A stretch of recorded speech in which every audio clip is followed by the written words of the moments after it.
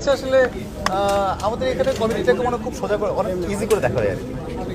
কমেডির পিছনে যে আসলে একটা হোমওয়ার্ক আছে, এখানে আমাদের একটু কম বলে কিনা একটু হয় কিনা, কেন ওনারা যেটা করেন একটু প্রিসাইজলি করেন। আমাদের রোমাররা আমাদের শুটিংয়ে যাওয়ার আগে শুটিংয়ে প্রচুর সময় দিতে হয়েছে, আমাদের এখানে এই সময়টা একটু কম দেওয়া হয় বলেই হয়তো বা ভেরিয়েশনটা কম আর না হলে পার্টিসিপেন্ট তো এখানকারই আমরাই, তো ওখানে হচ্ছে ভালো, এখানে পাচ্ছি না কেন।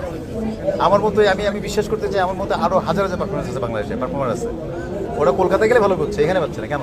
এই জায়গাটা আমি জানতে চাই, যখন আপনাদের গ্রুমিং করানো হতো কি হতো সেখানে? এ তো হিউজ, অনেক আলাদা। মানে আমি কী করে কমেডিটা করতে হবে, মানে কী ডায়লগটা দিতে হবে, কোন পাঁচ লাইনটা মারতে হবে, ডুয়েল মিনিং থাকতে হবে অবশ্যই, একদিকে যাওয়া যাবে না, একদিকে গেলে জিনিসটা শুনতে খারাপ লাগবে, এই অনেক কিছু আমাদেরকে শেখানো হতে হবে। আর এর ব্যস্ততা বলতে হচ্ছে এই তো কাজ করছি আর কি, চলছে। না কক্সবাজার না, আমি এটা এই রিসেন্টলি আমি বাইরে গেছিলাম, লন্ডন ছিলাম। লন্ডনে একটা নাটকের শুটিং করে আসছি, আমি আবার 20 তারিখ যাচ্ছি লন্ডনে, আর একটা প্রোগ্রামে যাচ্ছি আমি আসলে বন্যার্থদের সহযোগিতার জন্য। একটা লন্ডনের বিশাল দুটা শো হচ্ছে, আমি আগামী 20 তারিখ যাচ্ছি। নাটকের বাজেট কি বাড়ছে যে লন্ডন দেশের বাইরে? নাটকের বাজেট আলটিমেটলি বাড়ছে, জি আলহামদুলিল্লাহ বাড়ছে। কারণ হচ্ছে কি, যখন আপনার আমাদের এখানে তো দিন শেষে প্রডিউসাররা মেন, সব কিছু শেষে প্রডিউসাররা যখন গল্প দেখেন, ওনার টাকা যখন রিটার্ন আসে, তখন ওনারা বাজেট মানে দিচ্ছে, ভালো গল্পে বাজেট দিচ্ছে। আমি বলবো না বাজেট হচ্ছে না। আমি আলহামদুলিল্লাহ আপনাদের দায় ভালো আছি, আমার কাজ করছি। আমারটা হচ্ছে বাইরেও কাজ করলাম, আমি গত 15 তারিখ পর্যন্ত টানা শুটিং করলাম। আমি বাইরে যাবো বলে কয়েকদিন, এই 2 দিন একটু শুটিং থেকে। অনেকে বলছে আসলে ইন্ডাস্ট্রি শেষ হয়ে যাচ্ছে, মানে আপনার অভিজ্ঞতা কি বলে? না, শেষ হওয়ার কোনো কারণ নেই। শেষ হবে কি করে? এটা হয়তো একটা গ্রুপ যাবে, আরেকটা গ্রুপ আসবে। ইন্ডাস্ট্রি শেষ হবে কি করে? ইন্ডাস্ট্রি জায়গায় থাকবে, আমি চলে যাবো, আমার জায়গায় একজন আসবে হয়তো, এটাই তো নিয়ম। আমি তো সবসময় থাকবো না। বর্তমান সরকারের কাছে প্রত্যাশা কি, কেমন বাংলাদেশ চান এবং এই শিল্পের জন্য কি দাবি করবেন? আমি আসলে সবসময় যেটা বলি যে আমাদের এখানে অনেকগুলো নাটক হচ্ছে, বেসিক্যালি ডিজিটাল প্ল্যাটফর্মে নাটক দেখছি, তো অনেক ডিস্টার্ব দেখতে পাচ্ছি আমরা। তো আসলে এই ডিস্টার্বগুলো সরে যাবে যখন আপনারা ভালো নাটক দেখবেন। অডিয়েন্স যখন ভালো নাটক দেখবে, ভালো নাটক হচ্ছে, ভালো গল্প দেখবে, তখন ডিস্টার্বগুলো থাকবে না। আমি কোনো বিপের পক্ষে না, আমি জীবনে কোনো সময় বিপ দেই নাই আমার নাটকে। আর কারো যদি বিপ আমার কানে লাগে, আমি আমার ফ্যামিলি নিয়ে নাটক দেখি। আমি জানি না যারা বিপ ইউজ করে ওনারা ওনাদের ফ্যামিলির সাথে নাটক দেখে কিনা, বা ওনারা ফ্যামিলি কোনো প্রশ্ন করে কিনা ওনাদেরকে যে তোমরা এসব ইউজ করো কেন। আমি বরাবরই এই আজে বাজে শব্দ ব্যবহারের বিপক্ষে। আমি চাই আগামী বাংলাদেশে এটাকে আপনারা ভালো করে তুলে ধরবেন দর্শকদের কাছে, যে এই সমসাময়িক মজার জন্য, ফানের জন্য অনেকে আমরা যে ল্যাঙ্গুয়েজগুলো ইউজ করি নাটকে, এটার ঘোর বিরোধী আমি শুরু থেকে ছিলাম, এখনও আছি।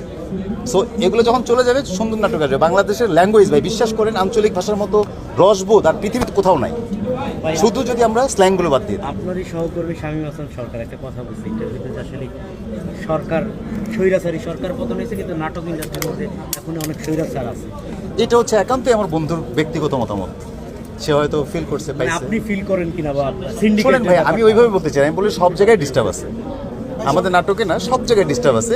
এই ডিস্টার্ব কম বেশি ওটাকে সরাইয়া আমরাই আগাবো। এই ডিস্টার্বগুলো আসলে কোন নাটকের অভিনেত্রী পর্যায়ে বা সংগঠন পর্যায়ে বা পরিচালক পর্যায়ে, প্রোডিউসার পর্যায়ে, কোন বিষয়? আমি মনে করি পুরো ইন্ডাস্ট্রিতেই আমাদের, ধরেন প্রোডিউসারে যদি বাজেটটা ঠিকঠাক মতো দেয়, আমি যদি ঠিক মতো সময় মতো কাজে যাই, ডিরেক্টররা যদি ঠিকঠাক মতো কাজ করেন, সবার কন্ট্রিবিউশনে আসলে ভালো জিনিস হয়। এখন আমি আরেকজনের দোষ দিয়ে আমি সেটে যাচ্ছি 2টার পরে, আমি আর্টিস্ট, আমি 2টার পরে সেটে যাচ্ছি, আমি তার 4টা বন্ধু শুটিং করতেছি, আমি মেইন আর্টিস্ট, আমার যে কো আর্টিস্ট আছে ওদের কথা আমি ভাবি একবারও। আমাদের ইন্ডাস্ট্রিতে আমি তো এখন না বলেও পারছি না, আমার অনেক কো আর্টিস্ট আছেন, ওনারা 2টার আগে সেটে যেতে পারেন না, ওনার জন্য পুরো ইন্ডাস্ট্রিতে ঝামেলা পড়ে। আমি আর আমার হিরোইন, আমরা 2জন মেইন আর্টিস্ট, আমার কো আর্টিস্ট আছে না, ও তো গতকালকে আমার সেট থেকে যদি 4টার সময় রাতে 4টায় বাসায় যায়, আগামীকালকে 10টায় যেতে হবে বাসায় আরেকজনের সেটে, ও যাবে কী করে? আমি তো আরাম করে শুটিং করে এনজয় করে চলে আসলাম। আমাদের টাইমিংটা ঠিক করতে হবে সবার আগে, আমাদের আর্টিস্টদের। আমি মনে করি এটা আমার দায়িত্ব। এই জায়গায় সংস্কারের জন্য আপনি অভিনয় শিল্পী হিসেবে কোন কোন জায়গাগুলো সংস্কার চাচ্ছেন এবং কারা এগুলো সংস্কারের জন্য কাজ করতে? ভাই আমার মতে হচ্ছে, আমি আর্টিস্ট, আমি আমার কথা বলি, হ্যাঁ, আমি নেতার জায়গায় কখনোই ছিলাম না রে ভাই। আমি আমার সহকর্মীদের একটা দুঃখ আমি খুব বুঝছি কয়েকদিন ধরেই, বেশ কয়েকদিন ধরেই, এটার আগেও, যে আমার একটা জায়গায় মনে হয়েছে আমি আর্টিস্ট, আমার জায়গাটা আমি টাইমলি সেটে যাব, তাহলে টোটাল জিনিসটাই আমার ঠিক হয়ে যাবে। আমরা আর্টিস্টের টাইমে সেটে যেতে পারছি না, যেটার জন্য খুব ডিস্টার্ব হচ্ছে। আপনারা যারা লিড রোল প্লে করেন, লিড রোলের আর্টিস্ট, তাদের বিরুদ্ধে অনেকের বিরুদ্ধে আর কি অভিযোগ আছে। আমি আপনাকে স্পেসিফিক বলছি না, আপনারা আসলে বাকি যে ক্যারেক্টারগুলো আছে, মা বাবা ভাই বোন চাচা থাকে না, এই ক্যারেক্টারগুলো নাকি আপনারাই ফিক্সড করেন। আসলে গল্পের ডিমান্ড অনুসারে ডিরেক্টররা ফিক্সড করতে পারেন আপনাদের চাহিদা মতো, মুশকিল।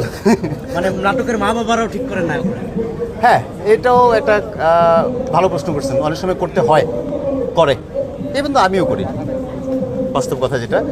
এটার অনেক বড় ব্যাখ্যা আছে তো, মানে এখন এটা এভাবে কীভাবে দেবো জানি না। আপনি বললেন বলে আমি অস্বীকার করতে পারি নাই। আমার এই বাবা লাগবে, ও বাবা লাগবে। কারণ হচ্ছে যখন আমরা স্ক্রিনে দেখি যে ওনাদের কাস্টিংয়ের অনেক টাকা পয়সার ব্যাপার আছে তো,